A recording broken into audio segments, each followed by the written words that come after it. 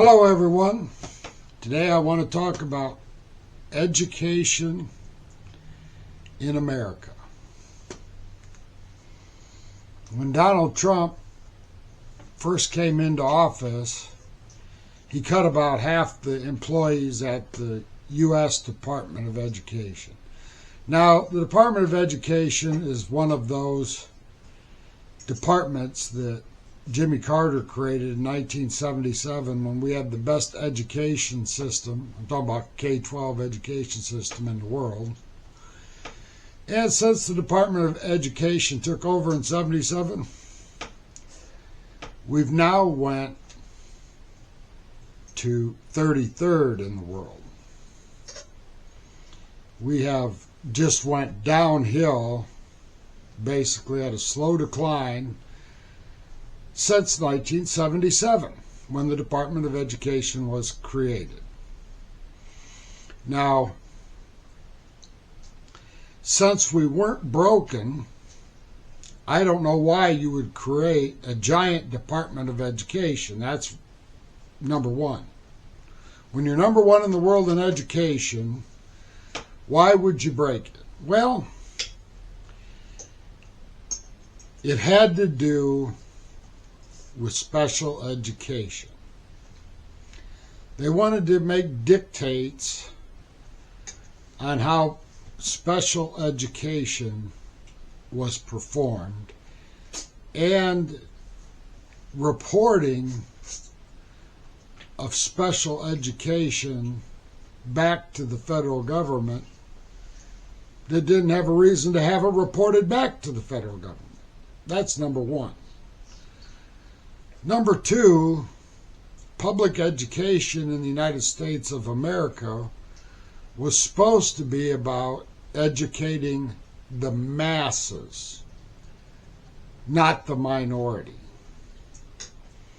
And now we're spending an inordinate, about 25% of the money's going towards, in K-12 education from the federal government's going toward special education. Now, a big chunk of that money that they call special education money isn't actually going to special education like a classroom in a K-12 school district. Here in Michigan, they got intermediate school districts, which basically set up to make the educational systems, the K-12 institutions, report to an intermediate school district. There never was a real reason for an intermediate school district either, except for the enforcement of special education. We had public schools in this country for 100 years or more than 100 years before ISDs came along. They did not help education. This whole thing is a ruse just to get more people working doing stuff that they shouldn't have had to do. The states mandated that the ISDs do all these things that should have never been done. Another part of what's going on is it has to do with people who are have severe mental birth defects and physical birth defects, that are people that cannot be educated, but they have facilities to have these people picked up by whatever means and taken to these facilities, like from 7 in the morning to 4 at night, so that the parents don't have to watch these children because they can't be educated. They're being babysit. It's a babysitting service, okay? That the ISDs are paying for, which of course the money with the K-12 education systems also split amongst these ISDs. So that's taken money out of the regular K-12 school districts. And so they're taking money from the K-12 districts and dispersing it around to spend all this money on special education projects. I have a problem with that because the public school systems all over the United States are about educating the masses.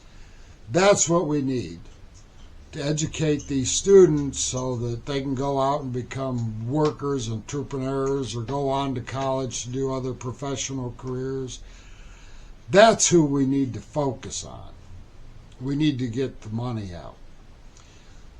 The other thing is, and I'll make a video about this later, is the public sector unions. You know, before the early 70s, public sector unions were illegal. To have unions that protect and negotiate pay and benefits for civil servants, I don't care if they're in a K-12 education or city or state government, that should not be. It should be up to the taxpayers how much people get paid, plain and simple. Up to the taxpayers what retirement these people get and medical and stuff like that. One of the things that also changed here in Michigan in the early 70s was they passed a state law saying that these K-12 teachers were full-time employees. Well, if you look at how much time they get off in the summer and how much time they get off during the school year, they're 8-month-a-year employees. They're not full-time employees. They're part-time employees. And they used to have a retirement systems that reflected that, along with health care. Now, in most school districts here in Michigan, they did have health care. It wasn't great, but they did have some that was paid for by the school district. But now they have Taj Mahal health care systems. They got, if you look at proportionately where they were like in 1970 to what teachers are getting paid today, you know, they get paid more in $25, they're getting paid more than double what they were getting paid in 1970, proportionally. And they got a state retirement that the school districts have to fund, which is quite expensive. You know, one of the biggest costs in the school districts, K-12 school districts here in Michigan, is their medical insurance for part-time employees. All this happening, making things all that much better for teachers at the school district's expense, while the educational system has been collapsing since 1977. There's a real problem when one of my nieces graduated from high school in the Philippines at 16. That's when they normally graduate. They're graduating on time. Completing math through Calculus 2 at 16. Meanwhile, there's evidence all over the place that here in the United States of America, we got students graduating from high school that can't do basic math. Or if you can do basic math, you're allowed to graduate from high school. Well, this is a problem. This is a fundamental problem, because if you can only do basic math, you can't do basic science. You can't do a lot of things. You know, doing business, yeah, you're probably not going to be doing that either. Because guess what? I was a businessman for a long time. You got to be able to do math, and a little bit more than basic math. You have to do ratios. You have to be able to do fractions. You have to be able to do a lot of stuff if you're in business. That's just the way it is. Educational reform has to happen now with the latest cuts because of government closure.